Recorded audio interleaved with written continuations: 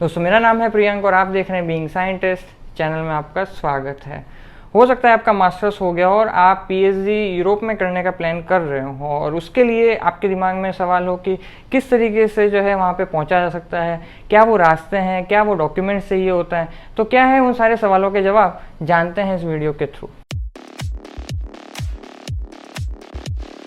तो इस टॉपिक पे उससे ज़्यादा बेहतर कौन बता सकता है जिसका ऑलरेडी 3 जगह पे सिलेक्शन हो चुका है अब्रॉड में पीएचडी के लिए। One of them is medical university of Hanover, another one is technical university of Dresden, another one is medical university of Graz Austria. तो मेरे साथ में है मिस दिया। स्वागत है दिया आपका चैनल के ऊपर। और आज हमारे साथ में है दिया जो कि ये बताएंगी कि बेसिकली जो है किस किस तरह से पहुंचा जा सकता है। तो अक्सर लोग के ऐसे इनिबिशन होते हैं कि उनके पास जेआरएफ हो या उनके पास गेट हो, उनके पास में पेपर हो तो ही वो यूरोप में पहुंच सकते हैं। तो आपके पास में ये सब क्या चीज़ें थी जिसकी वजह से आप वहाँ पहुंच पाए? सबसे पहले जब इंसान अप्लाई करना शुरू करता है वो अलग अलग लोगों से बात करता है। तो इंडिया के अंदर ऑब्वियसली बहुत सारे एग्ज़ाम्स हैं जो इम्पोर्टेंट होते हैं, लाइक जेआरएफ और दूसरे आईसीएमआर के एग्ज़ाम्स होते हैं। बट सिंस मेरा टारगेट था कि I only have to pursue my PhD from Europe, तो उसके लिए these exams are not necessary. तो मेरे पास कोई जेआरएफ नहीं है, plus I don't have any GRE also, क्योंकि जर्मनी में पीएचडी के लिए it's not important because Germany was my target in Europe. Okay. And I do not have TOEFL and IELTS because the countries I was applying to are not English speaking. Okay. तो जो IELTS और TOEFL होता है वो ज़्यादा English speaking के लिए countries होता है। तो मेरे पास कोई इंटरनेशनल नेशनल ऐसे कॉम्पिटिटिव एग्जाम कुछ नहीं था मेरे पास। And what about publication? लोगों का ये भी होता है कि पेपर नहीं तो पीएचडी नहीं। राइट। तो जब मैं अप्लाई कर रही थी तो मेरे साथ भी यही था, मेरे दिमाग में भी यही आया कि शायद मेरे पास पब्लिकेशन नहीं है इसलिए नहीं हो रहा। But obviously it was the pandemic, उसकी वजह से भी डिले हुआ। मेरे पास कोई एक्चुअली पब्लिश्ड पेपर नहीं है, but I do have good research experience. जैसे यहाँ पे at National Institute of Immunology I joined in my masters dissertation, तो यहाँ पे भी I did some good work. And then I joined THSTI in Faridabad, where I was working as a project associate. So I think that good research experience that I had, उसने मुझे बहुत help किया to get a good position. Okay. तो अगर कुछ भी हम apply करने का सोच रहे हैं तो उसके लिए हमारे पास क्या क्या डॉक्यूमेंट्स हैं जो हैंडी होने चाहिए, जो रेडी होने चाहिए एक तरह से? तो अप्लाई करने से पहले सबसे पहले हमारा काम शुरू होता है कि हमें डॉक्यूमेंट्स प्रिपेयर करने हैं। तो उसके लिए हमारे पास सबसे पहले तो हमारे कवर लेटर होना चाहिए एंड सीवी ऑब्वियसली, जिसके अंदर आपका सारे ग्रेड्स और ट्रेनिंग्स और सब कुछ आता है। सो उसके लिए आप लोग पहले वाली वीडियो रेफर कर सकते हैं सेम चैनल पे। एंड बाकी हमारा एक मोटिवेशन लेटर होता है जो इम्पोर्टेंट होता है यूरोप के अंदर। सो मोटिवेशन लेटर के अंदर basically it's divided into paragraphs, जिसमें आप पहले अपना ब्रीफ देते हो कि आपका साइंस में कैसे इंटरेस्ट बैठा। उसके बाद द नेक्स्ट पैराग्राफ के अंदर आप एक्सप्लेन करते हो कि why did you choose to do PhD, why particularly this field. फिर उसके बाद आप पर्टिकुलर इंटरेस्ट अपना कि किस में है आपका, हिपैथोलॉजी में है या इम्यूनोलॉजी में है, कौन से पर्टिकुलर फील्ड में इंटरेस्ट है, उसका थोड़ा बताते हो कि कैसे इंटरेस्ट आया आपका। And then you talk about कि how will the particular university where you applying. तो ये जो मोटिवेशन लेटर है ये थोड़ा कस्टमाइज करना पड़ता है हर यूनिवर्सिटी, हर प्रोफेसर के हिसाब से। तो उसके अंदर आपको बताना होता है कि आपको उस यूनिवर्सिटी में पीएचडी करके कैसे हेल्प मिलेगा, वहाँ पे क्या टेक्निक्स है जो आपको आपके फ्यूचर को बिल्ड करने में हेल्प करेंगी पीएचडी करते हो तो। So that is what motivation letter includes. फिर उसके बाद आपकी जो ट्रांसक्रिप्ट्स हैं बीएससी और एमएससी के वो रेडी होने चाहिए आपके पास। डिग्री बीएससी की है तो ठीक है, otherwise it's fine with transcripts also. And important is to minimum 2 letter of recommendations. वो इम्पॉर्टेंट है कि आप जिस फील्ड के अंदर अप्लाई कर रहे हो उसी फील्ड के पर्सन का आप लो, उसी फील्ड के साइंटिस्ट का आप LOR लो, ताकि क्रेडिबिलिटी ज़्यादा बनती है। ऑफ कोर्स, क्योंकि ऑब्वियसली हम अप्लाई करेंगे तो पता चलेगा कि हाँ सेम फील्ड से है। So if a person is recommending you in the same field तो फिर वो स्ट्रॉन्ग होता है। राइट। ओके, तो उसके बाद में जैसे एक बार हमारे पास में डॉक्यूमेंट सारे रेडी कर दिए और हमने रिकमेंडेशन के लिए भी बात कर दी, नेक्स्ट बात आती है कि एक्चुअल में क्या क्या तरीके हैं जिससे कि हम पता कर सकें कि किसके पास में वैकेंसी है, वो भले प्रोफेसर हो या साइंटिस्ट हो या कोई पर्टिकुलर यूनिवर्सिटी हो, तो कैसे पता चलेगा? सो इसके लिए 3 तरीके होते हैं। सबसे पहला होता है कि बहुत सारी वेबसाइट्स होती हैं जैसे जहाँ पे ओपन पोजीशंस मेंशन्ड होती हैं, right, like there is job vector जहाँ पे सिर्फ जर्मनी की पोजीशंस होती हैं, ठीक है। And then there others like job रिक्सविक। यूरेक्सस भी एक वेबसाइट है, वहाँ पे पूरे यूरोप की होती है। हाँ। So there is scholarships.net। तो ऐसे बहुत सारी वेबसाइट्स हैं जो आप अगर आप सिर्फ गूगल पे भी टाइप करोगे पीएचडी पोजीशंस तो there will be a lot of websites, और आपको ये सारे डिस्क्रिप्शन के अंदर लिंक भी मिल जाएंगे सारी वेबसाइट के, आप जाके देख सकते हैं।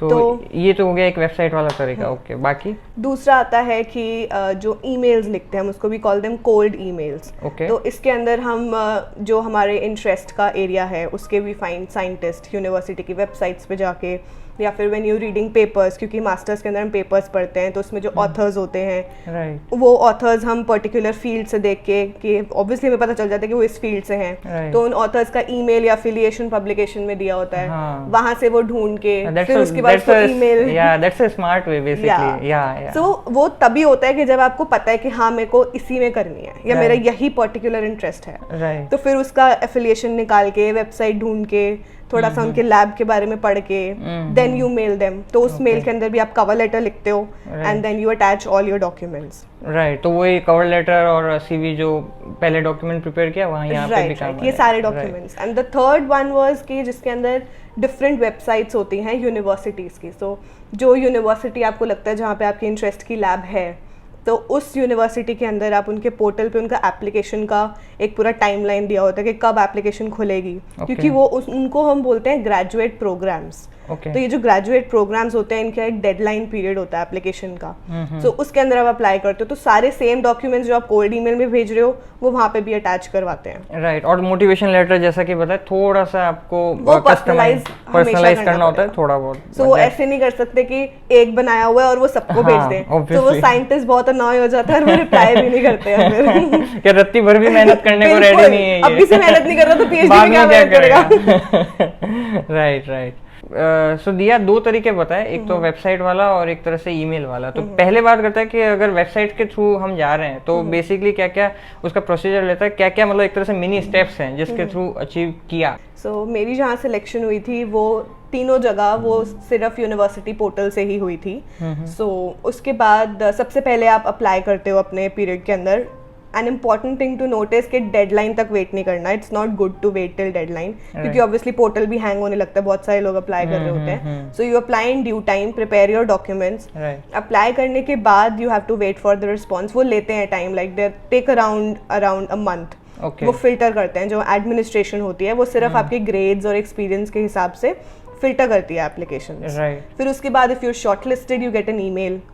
वो ईमेल आता है कि फिर उसके बाद आपका कमिटी के साथ इंटरव्यू होता है, so it's call for interview. So तो अभी राइट नाउ एक तरह से ऑनलाइन हो रहा है या कहीं जगह ऑफलाइन भी हो रहा है, बुला के कर रहे हैं, कैसा है? अभी completely in the last year it's been online। वैसे यूनिवर्सिटीज में ऑफलाइन भी होता है। So where I got selected वहाँ पे यूजुअली ऑफलाइन होता था, बट इस साल ऑनलाइन हुआ है सब कुछ। ओके, ठीक है। तो फिर एक बार इंटरव्यू के लिए कॉल आ गई। सो एक पीएचडी कमिटी होती है जो इंटरव्यू लेती है पहले। सो दे जस्ट जज you on your way of talking. So important है कि आपके मास्टर्स डिसर्टेशन में आपने क्या काम किया है, क्योंकि वही उनका क्राइटेरिया होता है जज करने का कि आपका रिसर्च में कैसा होल्ड है। राइट, वो वैसे ही हो गया जैसे मैंने एक पीएचडी इंटरव्यू टिप्स में ही बता रखा है, हमारे यहाँ पे भी इंडिया में ये डिसर्टेशन का पूछते हैं कि आपने पहले कितना किया, वो ट्रेलर में ही अगर अच्छा नहीं किया तो फिल्म में क्या अच्छा करोगे। वही एग्जैक्टली वही है कि वो वही देखते हैं कि आपने क्या काम किया है, कैसा इंटरेस्ट रहा है आपका, रिजल्ट्स कैसे हैं। सो फोकस रिजल्ट पे होता है। तो वो प्रेजेंटेशन बनानी होती है पूरी मास्टर्स की, जिसमें आप अपनी 10 मिनट्स के अराउंड आप अपनी प्रेजेंटेशन देते हो। प्रेजेंटेशन देने के बाद वो उसके बेसिस पे क्वेश्चंस पूछते हैं, जज करते हैं। तो वो एक तरह से साइंटिफिक अंडरस्टैंडिंग आपकी देख लेते हैं कि सिर्फ आपने मैन्युअली काम ही किया है गधों की तरह, या सच में दिमाग लगाया एज अ साइंटिस्ट। ट्रू। तो यही एक प्रोसीजर होता है फिर कमिटी का। फिर उसके बाद if you are shortlisted selected, फिर आपको मेल आता है उनसे, तो उसके अंदर आपको जितने प्रोजेक्ट्स ओपन होते हैं उनकी लिस्ट देते हैं। And then you look on their website, हर पीआई का नाम दिया, उनकी वेबसाइट देखो क्या काम हो रहा है। अगर इंटरेस्ट आता है तो वो आपसे प्रायोरिटी मांगते हैं कि आप प्रायोरिटी ऑर्डर में 3 या 5 जितने भी वो बोल रहे हैं उतने साइंटिस्ट का आप नाम भेजो। फिर वो सेम नोटिफिकेशन साइंटिस्ट को भी देते हैं कि ये शॉर्टलिस्टेड कैंडिडेट्स हैं, आप भी सिलेक्ट करो। तो वो मैच करते हैं। मैच करने के बाद हमारे पास फाइनल आता है कि इस साइंटिस्ट ने आपको पसंद किया, आपने भी पसंद किया है। So it's a kind of match making. Exactly. तो उसके बाद फिर पर्सनल इंटरव्यूज होते हैं पीआई के साथ, जिसके अंदर पीआई में आस्क कि आप दोबारा से अपना मास्टर्स डिसर्टेशन दो। अगर वो कमिटी में नहीं थे, कमिटी में थे तो वो नहीं यूजुअली बोलते, बट बोल सकते हैं क्योंकि उनका भी जजिंग पैरामीटर यही होता है। या फिर वो जस्ट कम्युनिकेशन से कि क्या काम किया है, Right. तो वो ऐसे जज करते हैं। तो ये हो गया सेकंड राउंड ऑफ इंटरव्यू एक तरह से विद पीआई। राइट। ठीक है, फिर उसके तो बाद अगर उनको कोई होप लगती है कि हाँ अच्छा है candidate, then what they do is कि उनके लिए इंपॉर्टेंट होता है जज करना कि ये जो कैंडिडेट है ये मेरी लैब में सेटल हो पाएगा या नहीं हो पाएगा, कितना ऑनेस्ट रहेगा।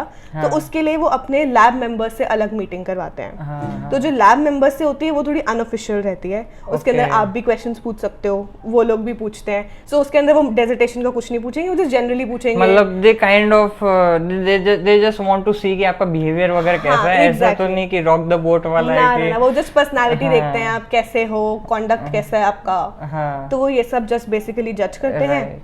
उसके बाद if you selected you finally get a call from the university and then फिर सब कुछ प्रोसेस आगे स्टार्ट होता है। फिर वो जो भी वीजा होगा, जो भी प्रोसेस है उसका स्टार्ट होता है। तो ओके, तो ये एक तरह से कंप्लीट गाइडलाइन हो गई कि किस तरह से वहाँ पे right from the beginning after masters वहाँ पे पीएचडी के लिए पहुंचा जा सकता है, despite having no JRF, despite having no paper and no IELTS, GRE, TOEFL whatsoever, whatever people से कि यार हमारा ना इस वजह से नहीं हो पाया बार। तो देख लो, आपके सामने लाइव एग्जांपल है बाय द वे। तो और वो भी 3 जगह पे यूनिवर्सिटी पोर्टल के थ्रू। So that is really commendable and amazing.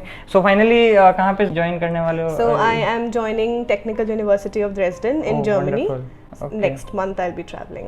That's great. Okay, so another thing is कि ईमेल के थ्रू जो है लोग कैसे पहुंच रहे होते हैं अगर वेबसाइट के थ्रू नहीं तो? ईमेल के थ्रू वही है जो आपने कोल्ड ईमेल किया, उसके अंदर आपने कवर लेटर लिखा, पर्सनलाइज्ड सारे डॉक्यूमेंट्स अटैच किए।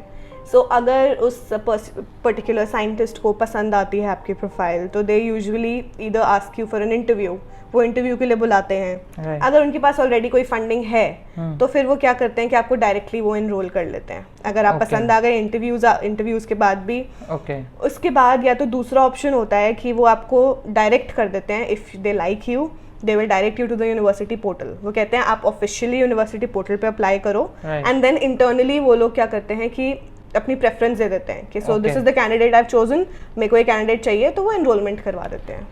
ओके सो ओके, हाँ तो बेस्ट है, ये भी ठीक है, मतलब दूसरा तरीका भी ठीक है, it works fine. I just like to add on कि मेरा टारगेट यूरोप के अंदर जर्मनी था स्पेसिफिकली। सो ऑब्वियसली जर्मनी अच्छा है for biology, it's very famous, the technology and everything. But एक एड ऑन मेरे पास ये है, ऑल्दो वो पैरामीटर नहीं है कि मेरी सिलेक्शन उस बेसिस पे हुई, बट येस वहाँ पे लिविंग के लिए so I have a good hang of the German language. Oh yes, ये मैं बताना भूल गया कि जैसे हम लोग तो संस्कृत पढ़ते रह गए, इन्होंने जर्मन पढ़ी है, तो she knows the language, German language also. तो वही जो स्कूल में ऑप्शन मिलता है तो वो जर्मन ली थी, उसके बाद बैचलर्स के साथ आई परस्यूड प्रोफेशनली आल्सो। ओके, तो that is why I have a good hang of the language, तो मैंने सोचा कि ठीक है Germany will be the best place for me to pursue my PhD. Okay, so that is great to know। और हमारी audience को कुछ all the best बोलना चाहोगे जर्मन के अंदर? So you can. Alles Gutes zum deine PhD. Oh God, इतना all the best, इतना छोटा और जर्मन में इतना बड़ा। Okay, so thank you very much दिया हमारे साथ जुड़ने के लिए और ऑडियंस को एनलाइटन करने के लिए। So आज के लिए इतना ही, फिर आपसे मुलाकात होगी। जय विज्ञान।